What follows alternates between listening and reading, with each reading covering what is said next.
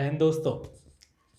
जितने भी सरकारी नौकरी की तैयारी करने वाले लोग हैं उनके लिए वाकई में एक बहुत बड़ी खबर जो अब आई है, और वो खबर ये है कि अब ग्रुप बी और ग्रुप सी के लिए सिर्फ एक कॉमन एंट्रेंस टेस्ट होगा। और इस कॉमन एंट्रेंस टेस्ट को नाम दिया गया है कॉमन एलिजिबिलिटी टेस्ट, यानी कि सीईटी। दरअसल ये पूरी जानकारी वर्तमान केंद्रीय मंत्री प्रकाश जावड़ेकर साहब ने दी है, और उन्होंने कहा कि ये पूरा फैसला जो किया गया है वो प्रधानमंत्री की अध्यक्षता वाली समिति ने किया है। और साथ साथ ये भी बताया गया कि इस एग्ज़ाम को कराने के लिए एक एजेंसी बनेगी जिसका नाम होगा नेशनल रिक्रूटमेंट एजेंसी, यानी कि एनआरए। सवाल उठता है दोस्तों कि आखिर इन सब की ज़रूरत क्यों पड़ी।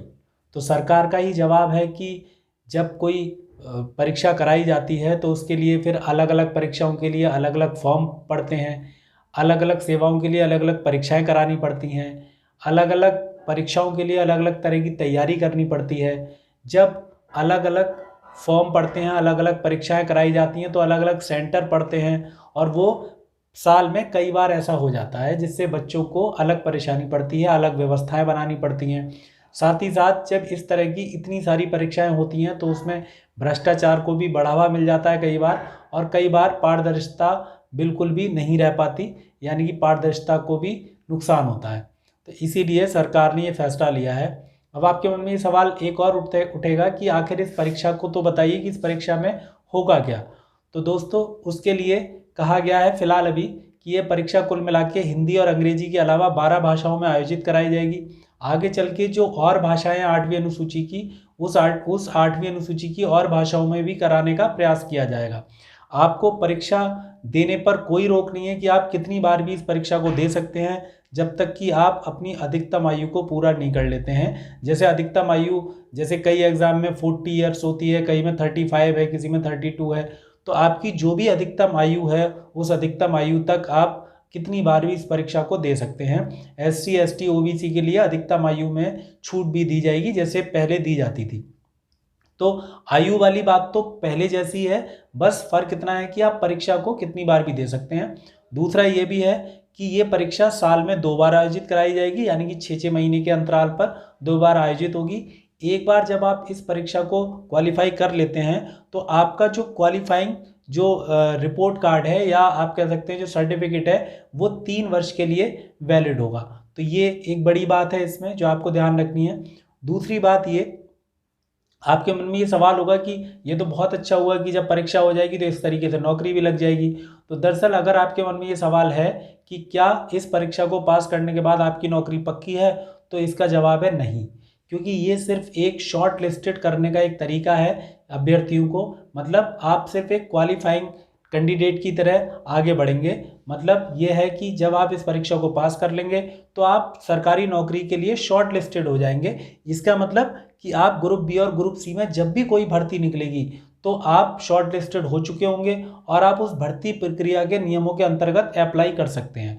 अगर वो भर्ती प्रक्रिया में अगर वो विभाग अगर परीक्षा लेना चाहेगा, प्री मेंस या केवल इंटरव्यू, तो वो परीक्षाएं अलग से आयोजित फिर कराई जाएगी और फिर आपको फिर परीक्षा देनी होगी। ये बिल्कुल वैसे है जैसे CTET और UP TET होता है। जिस तरीके से CTET एक क्वालिफाइंग परीक्षा है कि आप उसे क्वालिफाई कर लीजिए और उसके बाद जब कोई भर्ती निकलेगी, शिक्षक भर्ती, तब आप उसमें अप्लाई कर सकते हैं।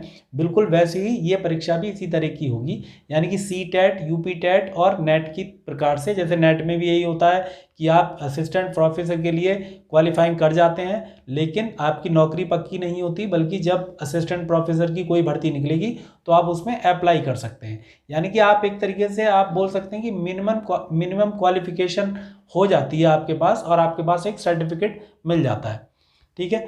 अगला सवाल आपके मन में ये भी हो सकता है, हम इसे एक उदाहरण दे के भी समझ सकते हैं। अगर आपको समझने में कोई प्रॉब्लम हो तो आप कह सकते हैं कि जैसे मैंने ये एग्ज़ाम दिया, तो जब मैंने ये एग्ज़ाम दिया और मैंने ये एग्ज़ाम पास कर लिया तो 3 वर्षों तक मेरे पास ये अधिकार होगा कि जब भी कोई ग्रुप बी और ग्रुप सी की कोई भर्ती निकलेगी तो फिर मैं उसके लिए अप्लाई कर सकता हूँ। फिर मेरी मेरिट बनेगी, यानी कि मैं उस मेरिट के आधार पर, या फिर अगर मेरिट के आधार पर ना हो तो वो कोई एग्ज़ाम करा सकती है, वो करा सकता है वो विभाग अलग से।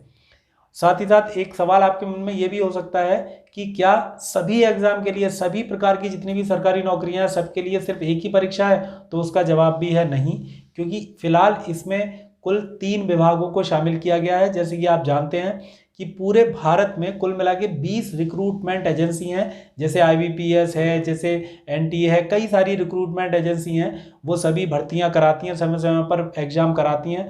तो फिलहाल इसमें 3 रिक्रूटमेंट एजेंसी को शामिल किया गया है। सबसे पहले है SSC, स्टाफ सिलेक्शन कमेटी, आपने सुना होगा कमीशन। तो SSC के अलावा फिर IBPS और एक RRB, रेलवे रिक्रूटमेंट बोर्ड। तो इस तरीके से 3, एक रेलवे का, एक बैंक का और एक स्टाफ सिलेक्शन कमीशन SSC। तो इन 3 रिक्रूटमेंट एजेंसी को शामिल किया गया है इसके अंतर्गत। इसका सिंपल सा मतलब यही है कि आने वाले टाइम में जो अन्य रिक्रूटमेंट एजेंसी हैं वो भी इसमें शामिल होंगी जब ये इसे सफलता मिलेगी। तो दोस्तों आने वाले समय में देखा जाएगा। और साथ ही साथ जैसे अभी मैंने कहा कि SSC, जब आप इस एग्ज़ाम को क्वालिफाई कर जाएंगे तो SSC वाले अपना एक अलग एग्ज़ाम फिर लेंगे जब आप शॉर्ट लिस्टेड हो जाएंगे। तो बस इतना है कि थोड़ी भीड़ की जो प्रक्रिया है वो कम हो जाएगी। आप SSC के ग्रुप B और ग्रुप C का जब एग्ज़ाम देने जाते हैं तो लाखों की संख्या में लोग होते हैं, तो उसमें छंटनी पहले ही हो जाएगी। इससे सिर्फ इतना ही फ़ायदा होगा और कुछ नहीं। फिर जो सबसे ज़्यादा ज़रूरी सवाल है, मुझे लगता है बहुत लोगों की जहन में होगा कि मेरा इस पर क्या विचार है। तो मेरा विचार सिर्फ इतना है कि जाहिर सी बात है कि जब सरकार कोई निर्णय लेती है तो उसका इंटेंशन शायद ख़राब ना हो, उसका इंटेंशन अच्छा ही होगा। और साथ ही साथ ये अच्छी बात है कि भाई हम तरह तरह की परीक्षाओं से बचेंगे। साथ ही साथ ये भी अच्छी बात है कि हम बार बार फॉर्म भरने से बचेंगे। ये भी बहुत अच्छी बात है कि बार बार हमारा जो कन्वेंस होता है, हम यह एक जगह से दूसरी जगह जाते हैं, है ना, उसकी जो हमें परेशानी उठानी पड़ती है। लगातार फीस बढ़ रही है, जो एग्जामिनेशन फ़ीस है उसमें शायद कमी आएगी, तो ये बहुत अच्छी बात है। लेकिन सवाल यही उठता है कि अंतिम तौर पर नौकरी मिलेगी या नहीं।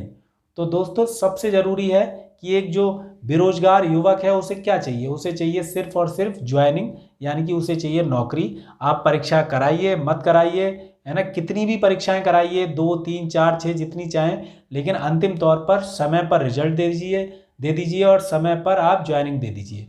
मेन मुद्दा है सिर्फ ज्वाइनिंग का। आप देख ही रहे हैं कि पहले भर्ती आती है, पहले तो भर्ती आती नहीं, और आती है तो फिर उसका एग्ज़ाम टाइम पे नहीं होता, एग्ज़ाम टाइम पे हो जाता है तो फिर रिजल्ट टाइम पे नहीं आता, रिजल्ट टाइम पे आ जाता है तो फिर वो कोर्ट में चली जाती है, तो फिर कोर्ट पे तारीख पड़ती रहती हैं, और फिर कोर्ट की तारीख आने के कई साल लग जाते हैं कोर्ट की तारीख आने में, और तब तक आप सोचिए कि आप ओवर एज हो चुके होते हैं अगले एग्ज़ाम के लिए। तो इसलिए ज़रूरी है समय प्रबंधन की। अगर एग्ज़ाम समय पे हो, समय पे रिजल्ट आए, समय पे भर्ती प्रक्रिया निकले।